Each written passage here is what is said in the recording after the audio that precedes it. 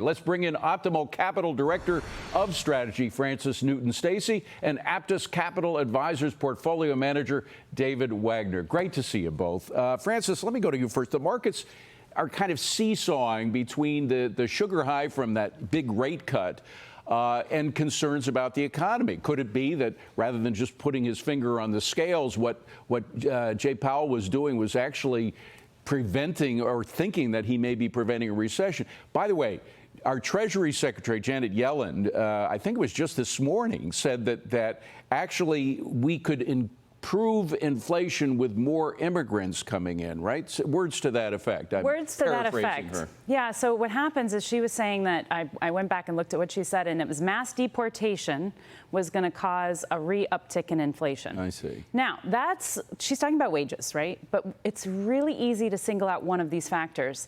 The problem is that the immigrants are also costing the system a tremendous amount of money. They're creating a housing shortage. Obviously, we're giving benefits to the immigrants in some places that we're not giving benefits to America, which is costing the federal, local, and state governments money. And so it doesn't really work that way just to hone in on that one factor, but it's political. And David, the point is that this administration is blaming everything but big government, huge big government expansion and spending for inflation.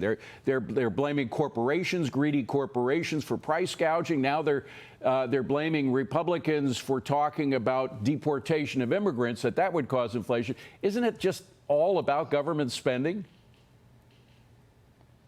You're right. It's all about government spending. And one thing that no one's really talking about right now is that Jerome Powell, just on Wednesday, basically gave the U.S. Treasury, Washington, D.C., and Janet Yellen a lifeline because they cut rates by 50 basis points. And that's going to directly affect what Washington, D.C. can do from a fiscal spending policy standpoint in the future. I think we all know that, it's like 54% of the U.S. debt comes due just in the next 3 years, with an average interest rate of almost 4%. That's almost 2.5 times greater than it was just, a mere 2.5 years ago. So by decreasing the federal funds rate, that's going to make the amount of debt that the government has to reissue into the future much cheaper, obviously helping out the deficit and also giving them a lot more dry powder actually to go out and spend liquidity into the market, whether it's on social programs or any other type of economic programs. Well, Francis, the bottom line is that investors have to deal with what has happened. And we just had a very big rate cut. Does it favor one sector over the other? I know utilities dropped initially. I mean, do we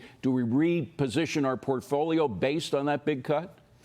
Well, you can. I think right now it's a little bit prudent to be defensive because markets have hit an all-time high. You do have a labor market that's deteriorating. Powell always had the choice to wait till something really breaks or to try and preempt disaster, and he's choosing to preempt disaster. It is quite. I really thought he was going to go 25, right? Because I thought then he's challenged with the political narrative, and he's challenged with, is the economy really in worse shape than we think? And so the fact that he went 50 meant he had to go 50, and he felt that way. Because for political reasons or because the economy is doing worse than most people thought? I'm going to guess the economy. Okay. I'm going to give him the benefit of the doubt. Okay. Yeah, I'm going to give him a break on that because I think he tries to be fairly mechanical. But that's not a break for all of us. I mean, that means we have to deal with upcoming much bigger drops in employment. Right. Well, that could be possible. The thing is it's always disproportionate between small businesses. Small businesses are not hiring. They really are the backbone of America. Mm-hmm. The larger companies, some of those balance sheets are flush. But the point is that dropping by 50 basis points, we haven't entered a recession because of the fiscal spending that is extremely high, because of the private credit coming in and refinancing loans, and because people are putting a record amount on credit cards. So any one of those shoes drops, then they're probably going to pass the baton to the next administration, maybe the next, Fed chair, and maybe things will break at that point. David, talking sectors, I want to talk about the chip sector for a minute. The chips seem to be trying to come back after a really lousy end of summer drop, particularly with NVIDIA and Intel. Can't seem to find a bottom to that drop. But what do you think about the chip sector in general as we now are facing a half-point cut in the rates? I'm actually very bullish on the chip sector as a whole.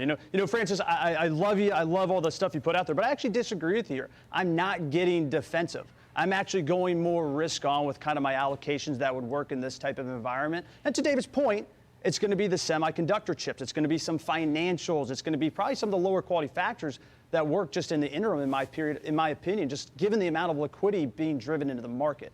At the end of the day, I always tell my analysts, and everyone has a tough time kind of following this, but I tell them, follow the tape. Follow what the market is telling you, because they're the final arbitrator at the end of the day, and it was always right. And if you look at the performance just yesterday, everyone was prognosticating that utilities would work, staples would work, real estate would work as rates were coming down.